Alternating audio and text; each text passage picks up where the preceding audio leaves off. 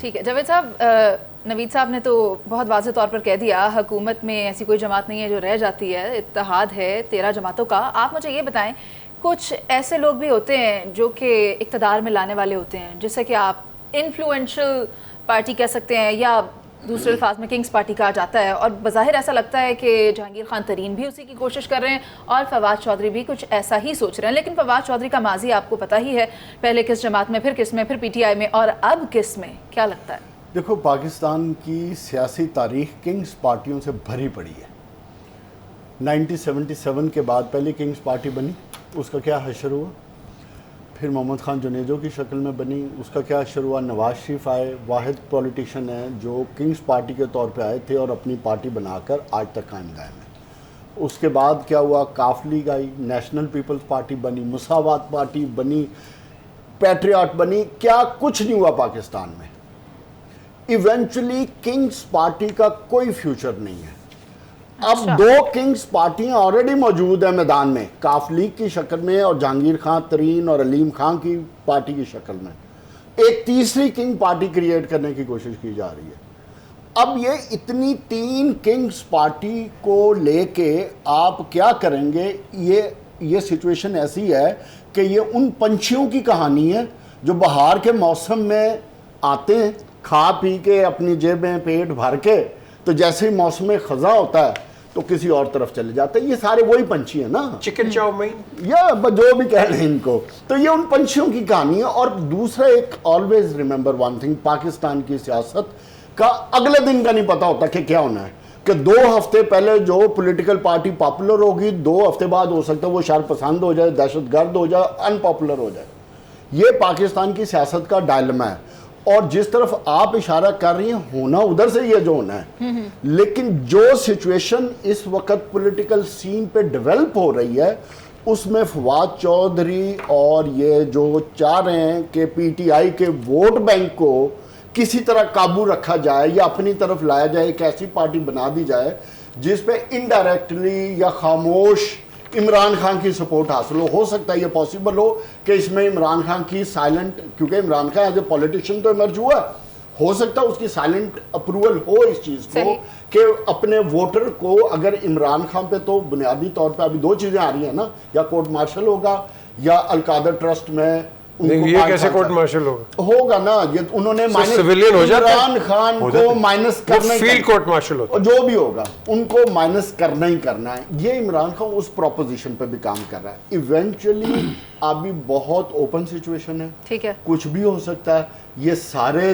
धड़े इकट्ठे भी हो सकते हैं। अच्छा, आपस में इनकी लड़ाइयां भी हो सकती हैं, क्योंकि अगर इमरान खान माइनस हो गया तो फिर इनके पास मुखालफत में क्या रह जाएगा, तो ये फिर आपस में टक्करें मारेंगे।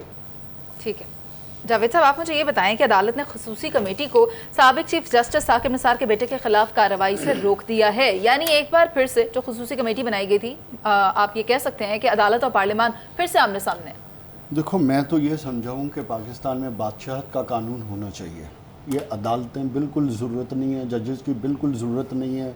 पार्लियामेंट को मैं समझता हूँ कि जो बादशाह सलामत के अंडर कर देनी चाहिए, और जो पार्लियामेंट और बादशाह सलामत ऑर्डर करें, अदलिया वही फ़ैसले करे और उसके मुताबिक मुल्क का कानून चले। उसके मुताबिक जब दिल करे इलेक्शन करवा लें, जब दिल करे आगे कर लें, जब दिल करे अपनी मर्ज़ी का कमीशन बनाएं, जब दिल करे जो कवानीन पास करने हैं वो पास करें, जो नैब हो, कोई भी कानून अपनी मर्ज़ी ख्वाहिशात के मुताबिक, एक सेकंड ना रुक जाए, ख्वाहिशात के मुताबिक चलते रहें।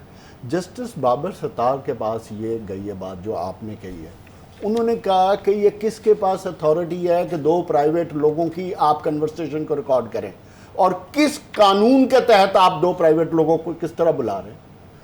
अब अगर आप धौंस धांधली बादशाहत के कानून के तहत आप कहें कि जजेस भी ऐसे ही हैं, अदलिया भी ऐसे ही है, और पाकिस्तान की 75 साल तारीख में सिर्फ ये जो 6-7 रिकॉर्डिंग है ना, इसने पाकिस्तान को तबाह बर्बाद कर दिया। अगर ये मनसूबाबंदी मनफी ना होती, अगर ये मनसूबाबंदी मनफी ना होती, तो फिर इस बात को छोड़ा जा सकता था, तो इस बात को छोड़ा जा सकता था। यहाँ पर मुल्क की फलाह के लिए बातचीत नहीं हो रही थी। ये 9 मई के वाकयात में भी शामिल हैं अदलिया के लोग। जी। भाई इतना खौफनाक काम है इनका कि 9 मई के वाकयात में किसी शामिल। और की भी सुन लें। सुन रहे हैं सर, बताइए। नहीं, आप ही सारी चीजें तो आपने बात करनी, आप भी बादशाह के कानून के तहत चलाना सर, चाहती है ना, आपके साथ अपना आप भी नजरिया भी किसी दे रही दूसरे थी। की बात सुन लेना। जी सर, बताइए। कि कोई कानून होता है, कोई अच्छा। आइन होता है, कानून आइन आपकी ख्वाहिश का नहीं हो सकता। अच्छा। 1973 में जो 50 साल पहले बन के गया है ना, उसके तहत काम होना अच्छा। है। ये नहीं होना कि हमारा दिल करेगा तो इतने जजेस को साइड पे कर दो, इतने जजेस यूं कर दो। यार ये कौन सा तरीका सर, कुछ काम मुल्क की पिछले सालमियत 1.5 के लिए भी साल करने में पड़ते हैं। आपने इस मुल्क के आइन का और कानून की धज्जियां उड़ा के रख दी हैं। 90 डेज का इलेक्शन था, उधर से बात शुरू हुई है और आज उससे भागते भागते आप जजेस को भी डिवाइड करना चाह रहे हैं, क्योंकि गलती से सुप्रीम कोर्ट के चीफ जस्टिस ने एक फैसला दे दिया। साकिब सारे कुछ कर रहा है, वो तो मतलब ताबेदारी का मुजाहरा करें। हार्डकोर थोड़े क्रिमिनल वाले काम रह कर रहे गए हैं। जिसकी तरफ चौधरी और साहब उस ने बेंच से ये खुद कौन को से जज हैं? बर्खास्त कर लें। खुद को, यह है बुनियादी नुकता। क्यों कि अगर उनका नाम गलती से भी आ गया तो फोरेंसिक में 3-3, 4-4 टेपों को इकट्ठा करके इन्होंने रिकॉर्डिंग की होती है। जी, ठीक। आप उसको लेकर क्या देखें, इंक्वायरी स्टार्ट कर दें हेर से पे। यह कौन सा तरीका है और कर कौन रहा है और किस कानून के आप तहत देखेंगे कर रहा है? ये तो जो फिर- ऑडियो पकड़ी गई है वही बात काम ये हुआ तो फिर है। ये भी देखना वही पड़ेगा फैसले ना। बने हैं, ऑडियो वही फैसले बने हैं। पूरे वही बंदे आ पाकिस्तान रहे का हैं। आज सबसे बड़ा मसला वो ऑडियोज है। ठीक है, पाकिस्तान का सबसे बड़ा मसला इमरान खान है, सबसे बड़ा मसला पीटीआई को कैसे खत्म करना है, क्योंकि मुईशत तो हमारी रॉकेट की तरह ऊपर जा रही है ना। मुल्क तो रॉकेट की तरह पूरी दुनिया पे छाया पड़ा है। IMF आपसे बात करना नहीं चाहती, पल्ले तो IMF के पीछे यही है ना, ये जुडिशरी है। ये जुडिशरी ने कहा कि सीट बैंक के खिलाफ काम करना है। IMF क्या कर रहा है? यार मुझे- बेहतर है कि आप ठेके पे दे दें। आप भी तो अगर सुने ना, IMF सर, आप भी तो माना जा रहा है। आपने ख़ुसूसी इरफान कादर ये कहते हैं कि अल-कादिर ट्रस्ट केस जो है वो ग्रैंड करप्शन केस है, जिसमें कि नाम तो इमरान खान और उनकी अहलिया का आता है, लेकिन उसके अलावा भी कुछ नाम हैं जिनके बारे में बात नहीं की जाती। वो ये भी कहते हैं कि पता करना होगा, तहकीकात करनी होंगी कि सुप्रीम कोर्ट ने इस मामले का जायजा क्यों नहीं लिया। जावेद साहब क्या कहते हैं? देखो, अल-कादिर ट्रस्ट वाला जो मामला है ना, इसकी प्रॉपर इन्वेस्टिगेशन होनी चाहिए। किसी सूरत में किसी को भी माफ़ी नहीं होनी चाहिए, चाहे वो इमरान खान है, चाहे उनकी बेगम साहबा हैं, चाहे फराह गोगी है, चाहे जुल्फ़ी बुखारी है, कोई भी है। क्योंकि जब तक हम इस केस को मंतकी अंजाम तक नहीं पहुँचाएँगे तो फिर मुस्तकबिल में इस तरह की रवायात होती रहेंगी। लेकिन मैं एक लॉयर से इस केस के बारे में गुफ्तगू कर रहा था, जिसके पैसे एडजस्ट हुए हैं। अगर उनको नहीं बुलाया जाता, उनकी इंक्वायरी नहीं की जाती और इमरान खान के साथ साथ अगर उनको सज़ा नहीं दी जाती तो फिर इस केस के पल्ले कख भी नहीं है, फिर इस केस ने नहीं चलना। बुनियादी तौर पे ये जो किक बैक का मामला है, ये पाकिस्तान की सियासत में बड़ा पुराना और इसकी बड़ी पुरानी रवायत है, लेकिन कहीं ना कहीं इसको स्टॉप होना पड़ेगा। हुकूमत को सीरियस होना चाहिए,